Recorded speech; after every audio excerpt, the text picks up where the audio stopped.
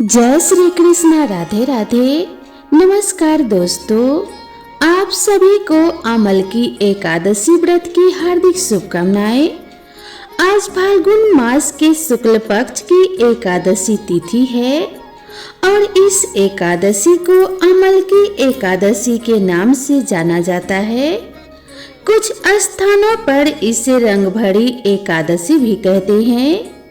तो आज मैं आप सभी को सुना रही हूँ अमल की एकादशी की बड़ी ही दुर्लभ कथा। इन कथाओं को सुनने से मनुष्यों के सभी पाप और संकट कट जाते हैं तथा समस्त मनोकामनाओं की पूर्ति होती है। तो आप लोग बड़ी ही श्रद्धा और प्रसन्नचित मन से इन कथाओं को पूरा अवश्य सुनिएगा। तो आइए भगवान श्री लक्ष्मी नारायण जी के चरणों का ध्यान करते हुए इस कथा को पूरा सुनते हैं। भगवान श्री कृष्ण के श्रीमुख से विजया एकादशी की कथा एवं महात्म्य सुनकर युधिष्ठिर बोले कि हे मधुसूदन, आपके श्रीमुख से फाल्गुन माह के कृष्ण पक्ष को आने वाली विजया एकादशी का महात्म्य और कथा सुनकर मैं तृप्त हो गया हूँ और अब मैं फाल्गुन माह के शुक्ल पक्ष को आने वाली एकादशी तिथि के बारे में जानने को उत्सुक हूँ। अतः हे मधुसूदन, इस एकादशी को किस नाम से जाना जाता है? इस एकादशी व्रत की क्या विधि और विधान है? इस व्रत में हमें किस भगवान की पूजा करनी चाहिए? इस एकादशी व्रत के फल स्वरूप हमें किस पुण्य फल की प्राप्ति होती है? मुझसे विस्तार पूर्वक कहें।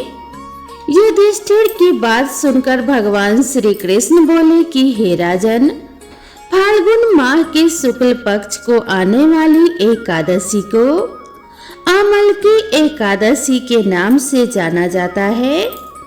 इस एकादशी व्रत के प्रभाव से समस्त पापों का नाश होता है। इस एकादशी को करने पर प्राप्त होने वाला पुण्य फल 1000 गौदान के समान है। हे राजन, अब मैं आपको अमल की एकादशी व्रत की कथा सुनाने जा रहा हूँ जो ऋषि वशिष्ठ ने राजा मंधाता को सुनाई थी। इस कथा को ध्यान पूर्वक सुनना। भगवान श्री कृष्ण बोले कि एक समय की बात है जब राजा मंधाता ऋषि वशिष्ठ के आश्रम पहुँचे और उनसे निवेदन करने लगे। राजा मंधाता बोले, हे मुनिवर, आप सर्व वेदों के ज्ञाता हैं। आप मुझ पर कृपा करें और मुझे कोई ऐसी कथा सुनाने का कष्ट करें जिससे मेरा कल्याण हो। महर्षि वशिष्ठ बोले कि हे राजन, तुमने बड़ा ही उत्तम विचार प्रकट किया है। सर्व कल्याण हेतु आज मैं तुम्हें एक ऐसी कथा अवश्य सुनाऊंगा। सभी व्रतों में सबसे उत्तम और मनुष्य के अंत समय में उसे मोक्ष प्रदान करने वाली अमल की एकादशी की कथा। अतः इस कथा को बड़े ही श्रद्धा पूर्वक सुनना। एक समय की बात है, वैदिश नामक एक नगर हुआ करता था जहाँ ब्राह्मण, क्षत्रिय, वैश्य और शूद्र सभी वर्ण के लोग बड़े ही आनंद से अपना जीवन निर्वाह किया करते थे। वहाँ सदैव वेद ध्वनि गूंजा करती थी और इस नगर में पापी, दुराचारी और नास्तिक कोई भी नहीं था। उस खुशहाल नगर में चैत्ररथ नामक चंद्रवंशी राजा राज्य किया करता था। राजा अत्यंत विद्वान और गुणी था। नगर में कोई भी व्यक्ति दरिद्र और कंजूस नहीं था। सभी नगरवासी परम विष्णु भक्त और अबला वृद्ध स्त्री पुरुष सभी एकादशी का व्रत किया करते थे।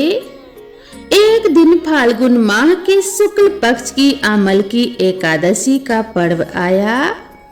उस दिन सभी प्रजाजनों ने हर्ष पूर्वक इस व्रत का अनुष्ठान किया। राजा अपने प्रजाजनों संग नगर के एक मंदिर में जाकर पूर्ण कुंभ की स्थापना करते हुए प्रभु को धूप दीप नैवेद्य पंचरत्न आदि से धात्री आंवले का पूजन करने लगे और इस प्रकार स्तुति करने लगे कि हे पूज्य धात्री, आप परम ब्रह्मा स्वरूप हो, स्वयं ब्रह्मा जी द्वारा उत्पन्न हुए और सर्व पापों का नाश करने वाले हो। आपको मैं कोटि कोटि वंदन करता हूँ। अब आप मेरा अर्घ स्वीकार करें। आप स्वयं श्री रामचंद्र जी द्वारा पूजनीय हो। मैं आपकी स्तुति करता हूँ, अतः आप मेरे सभी अवगुणों का नाश करो। भगवान धात्री की स्तुति के साथ ही सभी ने उस रात्रि जागरण भी किया। रात्रि के समय वहां एक बहेलिया आया। वह अत्यंत पापी और अधर्मी था। वह अपने परिवार का भरण पोषण जीव हत्या करके किया करता था। उस समय भूख प्यास से अति व्याकुल वह बहेलिया मंदिर में हो रहे जागरण को देखने मंदिर के कोने में जाकर बैठ गया और भगवान श्री हरि की एकादशी कथा का महात्म्य सुनने लगा।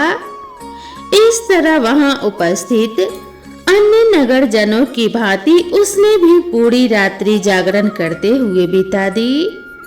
प्रातः काल होने पर सभी नगरवासी अपने घर को चले गए और वह बहेलिया भी अपने घर को चला गया। घर जाकर उस बहेलिये ने भोजन किया और कुछ समय पश्चात उस बहेलिये की मृत्यु हो गई। किंतु अमल की एकादशी व्रत के कारण उसने अगले जन्म में राजा विदुरथ के घर में जन्म लिया और वह वसुरथ के नाम से जाना गया। आगे जाके युवा होने पर वह चतुरंगिनी सेना और धन्य धान्य से परिपूर्ण होकर 10,000 ग्रामों का पालन करने लगा। उसकी प्रतिभा तेज में सूर्य के समान, कांति में चंद्रमा के समान, वीरता में स्वयं भगवान विष्णु के समान और क्षमा में माता पृथ्वी के समान थी। वह अपने युग में महान धर्मनिष्ठ, सत्यवादी, कर्मवीर और परम विष्णु भक्त था। वह अपनी प्रजा का समान भाव से पालन करता था। वह परम दानवीर था और दान देना उसका नित्य कर्म भी था। एक दिन राजा आखेट करने हेतु जंगल में गया। दैवी योग के कारण वह मार्ग भूल गया और दिशा की अज्ञानता के कारण वह एक वृक्ष के तले जाकर सो गया। कुछ ही देर बाद पहाड़ी डाकू वहां पर आ गए। राजा को अकेला देख मारो मारो शब्द के नारे लगाते हुए राजा की ओर दौड़े। डाकू कहने लगे, इस दुष्ट राजा ने हमारे सभी संबंधी, माता पिता पुत्र पितृ की निरपराध हत्या की है और हमें अपने नगर से बाहर निकाल दिया है। अतः ऐसे दुष्ट राजा को मारना अवश्य चाहिए। अपना क्रोध राजा के ऊपर निकालते हुए वे निशस्त्र राजा की ओर दौड़े और अपने अस्त्र शस्त्र का प्रहार राजा के ऊपर करने लगे। जितने भी अस्त्र शस्त्र राजा के ऊपर फेंके जाते वह स्वतः ही नष्ट हो जाते और राजा को उन अस्त्रों का वार एक पुष्प के समान प्रतीत हो रहा था। अब उन डाकुओं द्वारा फेंके जाने वाले अस्त्र और शस्त्र उल्टा उन्हीं को क्षति पहुंचाने लगे और क्षति के मारे वह स्वयं ही मूर्छित होकर नीचे गिरने लगे। उसी पल राजा के शरीर से एक दिव्य प्रकाश उत्पन्न हुआ और उसमें से एक बहुत ही तेजवान स्त्री का आगमन हुआ। वह स्त्री सुंदर अवश्य थी, किंतु उसकी भ्रुकुटी टेढ़ी थी। उनके नेत्रों से एक भयावह अग्नि की ज्वाला प्रकट हो रही थी। वह दूसरे काल के समान दिख रही थी। राजा पर प्रहार हो रहा देख वह उन डाकुओं का संहार करने उनके पीछे दौड़ी और कुछ ही समय में उसने सभी डाकुओं का संहार कर दिया। कुछ समय पश्चात जब राजा जागृत अवस्था में आया तो उसने सभी डाकुओं को मरा हुआ पाया। सभी डाकुओं को मरा हुआ देखकर वह आश्चर्यचकित हो उठा और सोचने लगा कि इन डाकुओं को आखिर किसने मारा होगा। इन निर्जन वन में ऐसा कौन है जो मेरा हितैषी है, जिसने मेरे प्राणों की रक्षा की है। तभी एक आकाशवाणी हुई कि हे राजन, इस संसार में भगवान श्री हरि विष्णु के अतिरिक्त और कौन है जो तुम्हारी सहायता कर सकता है। इस आकाशवाणी को सुन उसने भगवान श्री हरि विष्णु की स्तुति गाते हुए उनको साष्टांग नमन किया। अब राजा पुनः अपने राज्य को गया और सुखपूर्वक राज्य करने लगा। अंत में महर्षि वशिष्ठ बोले कि हे राजन, यह आमल की एकादशी का प्रभाव था। इस एकादशी का व्रत करने वाला हर मनुष्य अपने सभी कार्यों में निश्चित रूप से सफलता प्राप्त करता है और अपने अंत समय में विष्णु लोक को प्राप्त होते हैं। तो एक बार प्रेम से बोलिए श्री लक्ष्मी नारायण भगवान की जय। अब आइए तुलसी माता की कथा को सुनते हैं। कहते हैं कि तुलसी माता की कथा को सुनने से ही एकादशी व्रत कथा पूर्ण माना जाता है और सभी मनोकामनाओं की पूर्ति होती है। सावर्णी मुनि की पुत्री तुलसी अपूर्व सुंदरी थी। उनकी इच्छा थी कि उनका विवाह भगवान नारायण के साथ हो। इसके लिए उन्होंने नारायण पर्वत की घाटी में स्थित बद्री वन में घोर तपस्या की। दीर्घ काल तक तपस्या के उपरांत ब्रह्मा जी ने प्रसन्न होकर दर्शन दिया और वरदान मांगने को कहा। तुलसी जी ने कहा कि हे सृष्टिकर्ता ब्रह्मदेव, आप तो अंतर्यामी हैं, सबके मन की बात जानते हैं। फिर भी मैं अपनी इच्छा आपसे बताती हूँ। मैं चाहती हूँ कि भगवान श्री नारायण मुझे पति रूप में मिले। ब्रह्मा जी ने कहा कि तुम्हारा अभीष्ट तुम्हें अवश्य मिलेगा। अपने पूर्व जन्म में किसी अपराध के कारण तुम्हें श्राप मिला है। इसी प्रकार भगवान श्री नारायण के एक पार्षद को भी दानव कुल में जन्म लेने का श्राप मिला है। दानव कुल में जन्म लेने के बाद भी उसमें नारायण का अंश विद्यमान रहेगा। इसीलिए इस जन्म में पूर्व जन्म के पापों के शमन के लिए संपूर्ण नारायण तो नहीं मिलेंगे, लेकिन नारायण के अंश से युक्त दानव कुल जन्म उस शापग्रस्त पार्षद से तुम्हारा विवाह होगा। शाप मुक्त होने पर भगवान श्री नारायण सदा सर्वदा के लिए तुम्हारे पति हो जाएंगे। तुलसी ने ब्रह्मा के इस वर को स्वीकार किया, क्योंकि मानव कुल में जन्म होने के कारण उस मायावी भोग को तो भोगना ही था। तुलसी बद्री वन में ही रहने लगी। नारायण का वह पार्षद दानव कुल में जलंधर के नाम से पैदा हुआ था। कुछ दिनों बाद वह भ्रमण करता हुआ बद्री वन में आया। यहाँ तुलसी को देखते ही वह उस पर मंत्रमुग्ध हो गया। तुलसी के सामने उसने अपने विवाह का प्रस्ताव रखा। इतने में ही वहां ब्रह्मा जी आ गए और तुलसी से कहा कि हे तुलसी, जलंधर को देखो, कैसा देवोप उसका स्वरूप है। दानव कुल में जन्म लेने के बाद भी लगता है जैसे इसके शरीर में नारायण का वास हो। तुम प्रस्ताव को सहर्ष स्वीकार कर लो।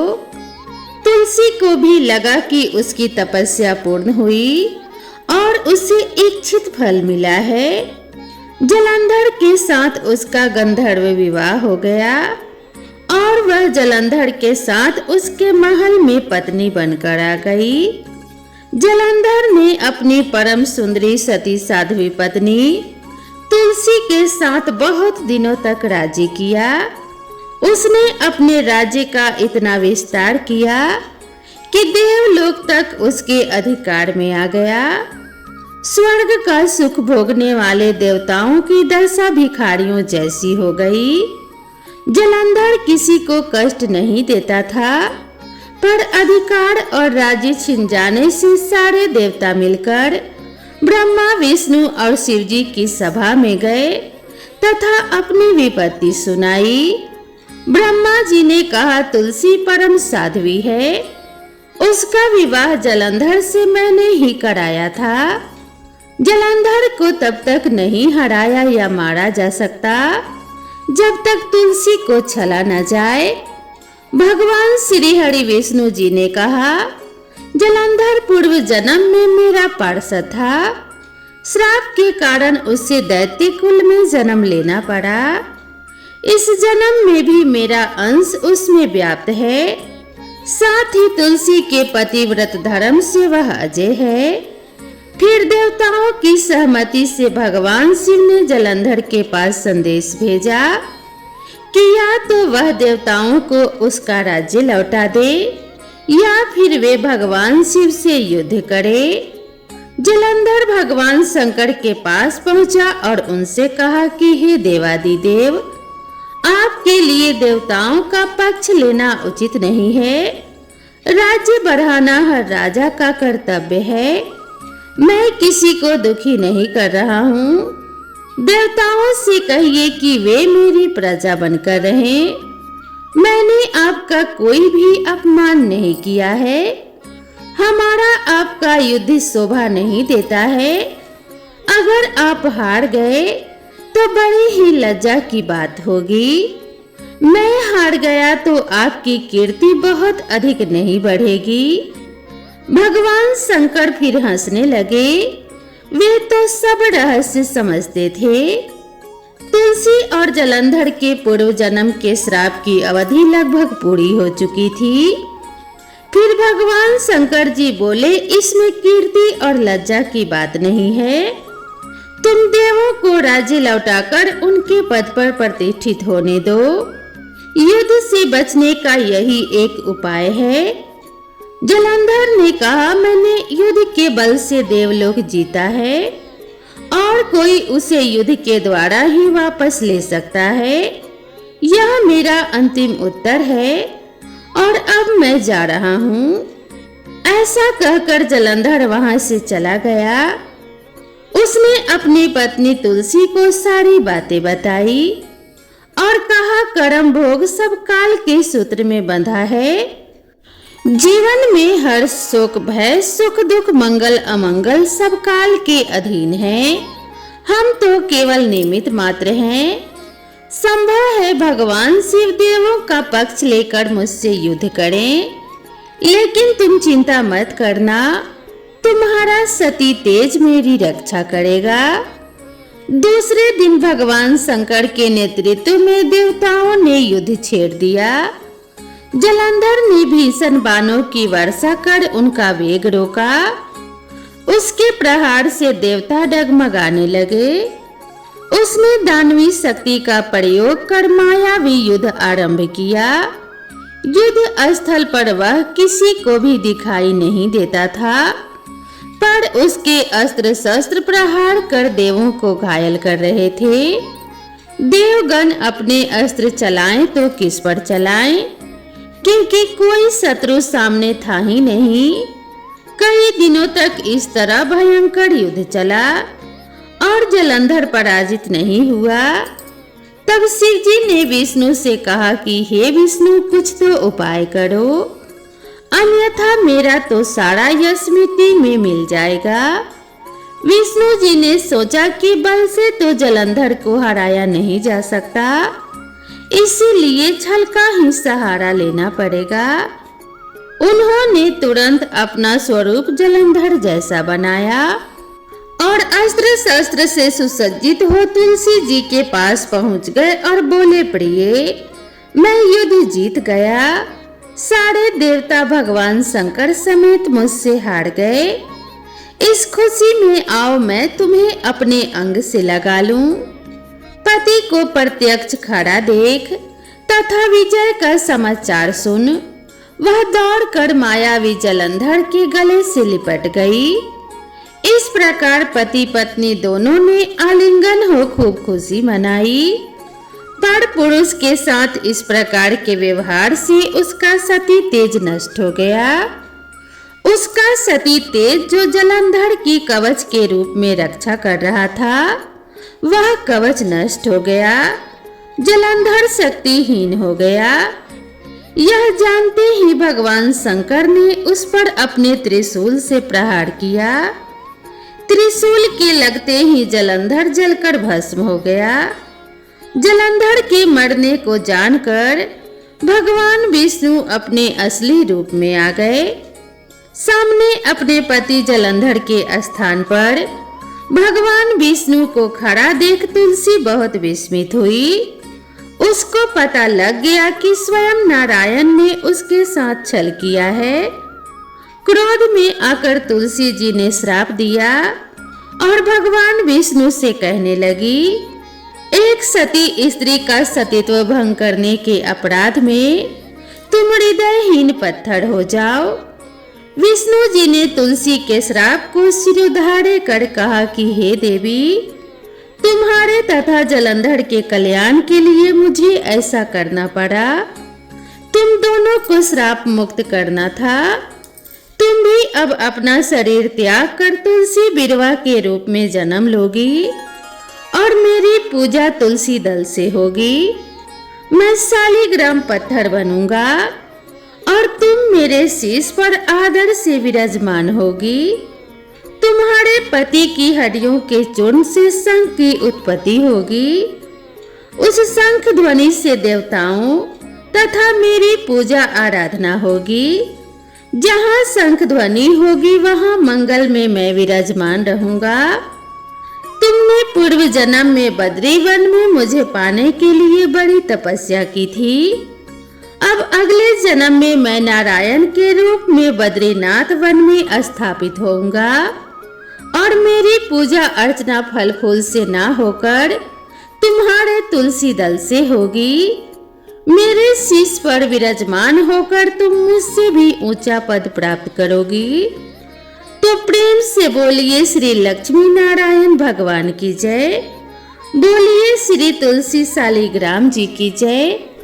अब आइए प्रेम पूर्वक श्रवण करते हैं एकादशी माता की कथा। एक बूढ़ी माँ ने एक बार एकादशी का व्रत रखा। बड़ा ही भाव भक्ति से पूजा अर्चना की। उन्हें वृद्धा अवस्था में क्या बाधा थी। वे तो अपने पुत्र पौत्रों की सुख सुविधा के लिए व्रत रखने लगी थी। वे दिन भर तो जरा कठोर मन करके अपनी प्यास को रोके रही। दिन में पूजा पाठ किया, कथा सुनी और पंडित जी को मिट्टी के पात्र में भरकर पानी और ऋतु फलदान में दे दिया। दोना भर भर के भूरा शक्कर वितरण किया। उन्हें गर्मी के कारण बहुत बेचैनी हो रही थी। इस कारण से बड़ी देर तक पानी में पड़ी रही और पानी की कुल्ला करती रही। अपना मुंह बार बार धोती रही। तब कहीं थोड़ा बहुत धैर्य बंध पाया। धूप तो तेज पड़ ही रही थी। इस कारण बार बार मुंह सूख रहा था। बूढ़ी माँ बहुत बेचैन हो रही थी, क्योंकि एक तो बुढ़ापा और दूसरे यह भयंकर गर्मी। वृद्धा अवस्था की स्थिति तो कुछ दूसरी ही प्रकार की होती है। जैसे जैसे रोध होके दिन कट पाया, अब पहाड़ सी रात सामने थी। उसका कटना बड़ा ही कठिन दिखाई दे रहा था। खटिया पर पड़े बुढ़िया माई को शांति नहीं मिल रही थी और वे बार बार करवट बदल रही थी। अनेक बार वे बाहर जाती और भीतर आती। उन्हें घर के अंदर शांति नहीं थी। वे पड़ी पड़ी एकादशी माता का स्मरण करती रही। वे कहती रही कि हे एकादशी माता, आप मेरी लाज रखिएगा, आप ही मुझे शक्ति दे दीजिएगा।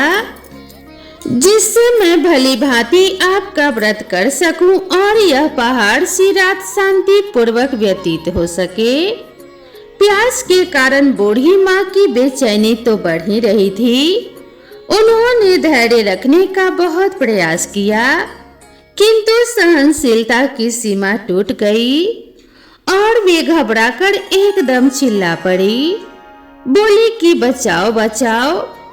अम्मा का चिल्लाना सुनकर परिवार भर के नर नारी, बच्चे और पड़ोसी एकत्रित होकर बूढ़ी अम्मा की खटिया के समीप पहुंच गए।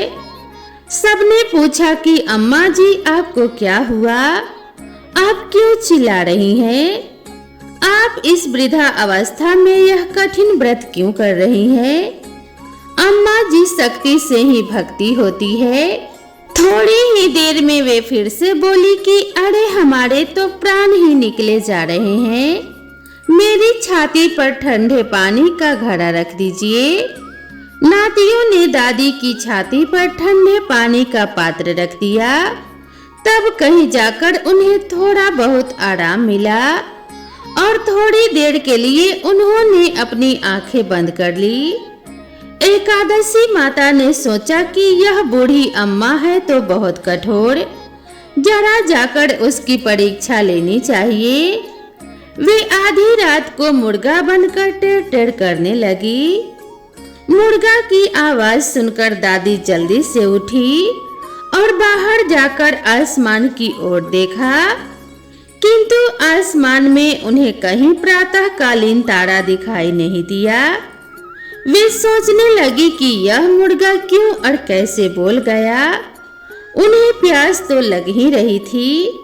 थोड़ा बहुत उनका मन भी विचलित होने लगा था, किंतु अंत में उन्होंने दृढ़ निश्चय किया कि मैं अब व्रत को पूर्ण करके ही छोड़ूंगी, चाहे भले ही मेरे प्राण क्यों न निकल जाएं। यह सोचकर फिर से वे खटिया पर शिथिल होकर लेट गई। थोड़ी ही देर में एकादशी माता ने उनकी फिर से परीक्षा लेनी चाहिए। एक छोटी सी बालिका एक गिलास में शरबत लेकर उनके सिरहाने खड़ी हो गई और जोर से बोली कि दादी जी, सवेरा हो गया है, आप हाथ मुंह धोकर शरबत पी लीजिए। पहले तो शरबत का गिलास देखकर उनका मन ललचा गया, किंतु अचानक व्रत का स्मरण हो आया और उन्होंने सोचा कि मैं किसी भी प्रकार से अभी शरबत नहीं पी सकती हूँ और वे शांति पूर्वक अपनी खटिया पर लेट गई। फिर थोड़ी ही देर में उन्हें ऐसा लगा जैसे किसी ने उन्हें पानी के कुएं में पटक दिया हो। वे बड़ी देर तक उस कुएं में हाथ पांव मारती और चिल्लाती रही, किंतु उन्होंने अपने मुंह में पानी की एक भी बूंद नहीं जाने दिया और वे दृढ़ता पूर्वक अपने व्रत का पालन करती रही।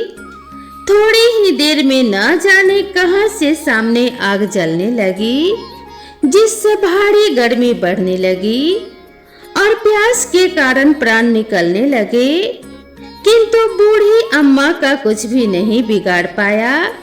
वे जहां की तहां मुस्कुराती हुई सी बैठी रही। थोड़ी ही देर में बाहर प्रकाश दिखाई देने लगा। ऐसा लगा कि जैसे सवेरा हो गया हो।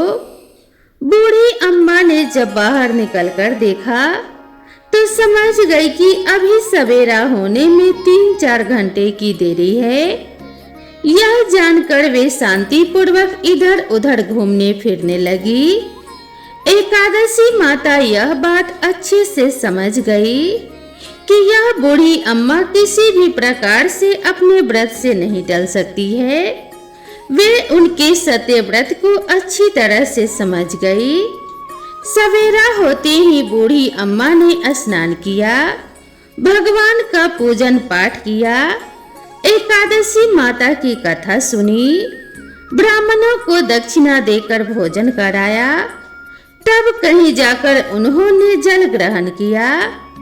कन्याओं को भोजन कराने के बाद अम्मा ने स्वयं भोजन किया।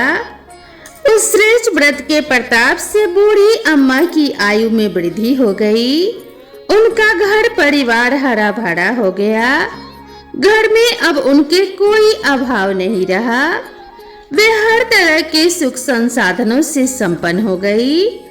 नाती नातिन से उनका घर भर गया और वे उसी दिन से 12 महीने की एकादशी का व्रत करने लगी। एकादशी माता के व्रत के प्रताप से इस संसार में हर प्रकार के सुख भोग कर अंत में वैकुंठ धाम को चली गई।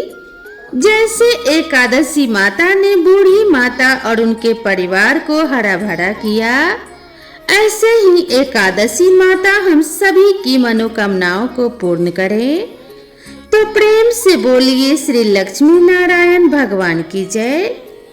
अब आइए अंत में श्रवण करते हैं घर में सुख समृद्धि बनाए रखने वाली लक्ष्मी माता की कथा। बनारस में एक बड़े धनवान सेठ रहते थे। वह विष्णु भगवान के परम भक्त थे और हमेशा सच बोला करते थे। एक बार जब भगवान सेठ जी की प्रशंसा कर रहे थे, तभी माँ लक्ष्मी ने कहा कि हे स्वामी, आप इस सेठ की इतनी प्रशंसा किया करते हैं, क्यों ना आज उसकी परीक्षा ली जाए और जाना जाए कि क्या वह सचमुच इसके लायक है या नहीं। भगवान बोले कि ठीक है, अभी सेठ गहरी निद्रा में है, आप उसके स्वप्न में जाएं और उसकी परीक्षा लें। अगले ही क्षण सेठ जी को एक स्वप्न आया। सपने में धन की देवी माता लक्ष्मी उनके सामने आई और बोली कि हे राजन, मैं धन की देवी लक्ष्मी हूँ। सेठ जी को अपनी आंखों पर यकीन नहीं हुआ और वे बोले कि हे माता, आपने साक्षात अपने दर्शन देकर मेरा जीवन धन्य कर दिया।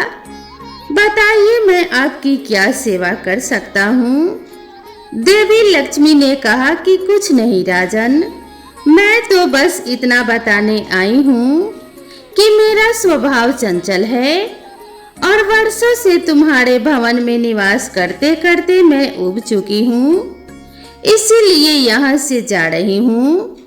सेठ जी बोले, मेरा आपसे निवेदन है कि आप यहीं रहे, किंतु अगर आपको यहाँ अच्छा नहीं लग रहा है तो मैं भला आपको किस प्रकार से रोक सकता हूँ।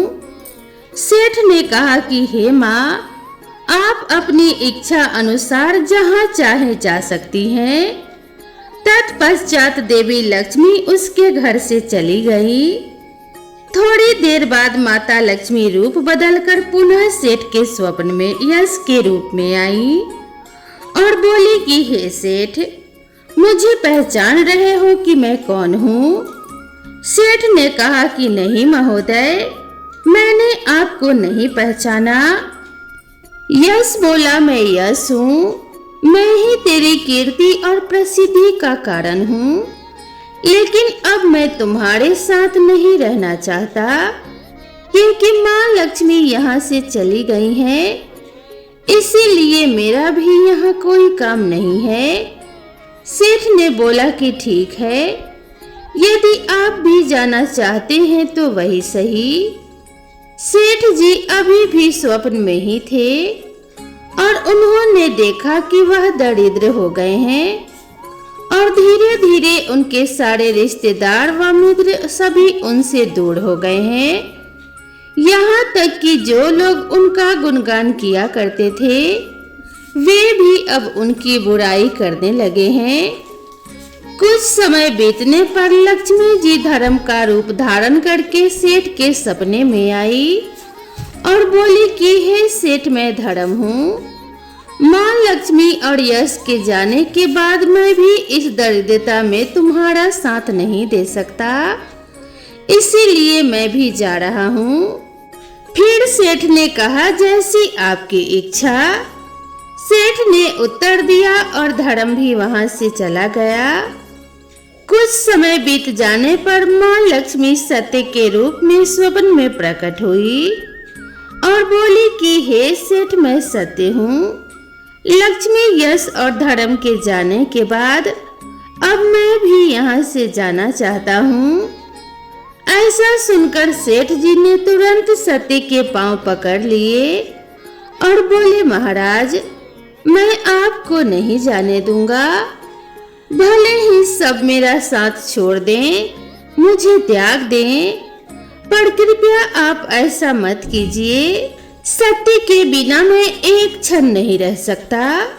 यदि आप चले जाएंगे तो मैं तत्काल ही अपने प्राण त्याग दूंगा। सेठ की ऐसी बातें सुनकर सत्य ने कहा, लेकिन तुमने बाकी तीनों को तो बड़ी आसानी से जाने दिया, उन्हें क्यों नहीं रोका?